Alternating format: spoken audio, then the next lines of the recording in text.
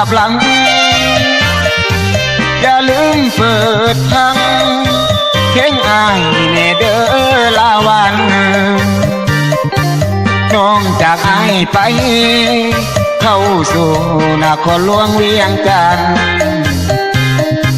อย่าลืมวันนั้นที่เฮาสัญญาเดินนางสุดอ้างว้างหัวใจอีดีน้องไปเป็นปีบ่มีข่าวส่งมาอายอยู่ทางนี้ผู้บ่แสนทรมานพ่อแม่ทางบ้านจมหาน้องนางหูบ่คิดฮอดอยู่บ่คนงามทั้งบ้านนี้ล่ะอายโทรไปหาบ่มีสัญญาณเลยน้องหรือว่าแก้วตาลมกับผู้บ่าวคนหล่อ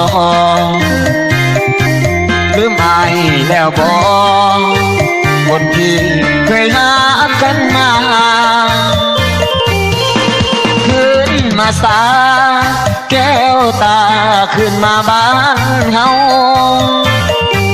ผู้บ่ให้เฮาคิดนำเจ้าทุกวันเวลาน้องอย่าลืมเด้อคำสัญญาสองเฮาอยู่นานถ้าน้องกลับมา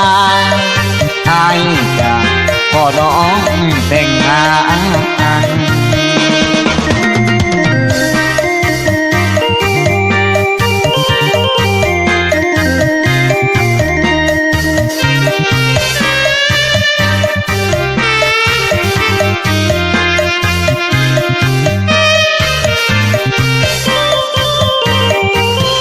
คิดฮ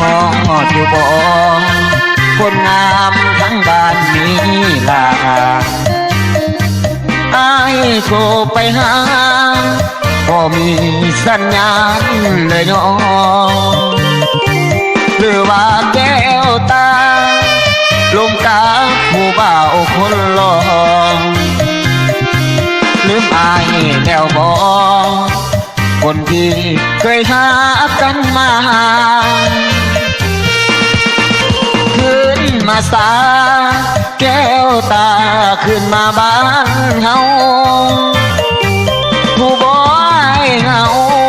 คิดนำเจ้าทุกวันเวลาน้องอย่าลืมเด้อคำสัญญาสองเฮาอยู่นาน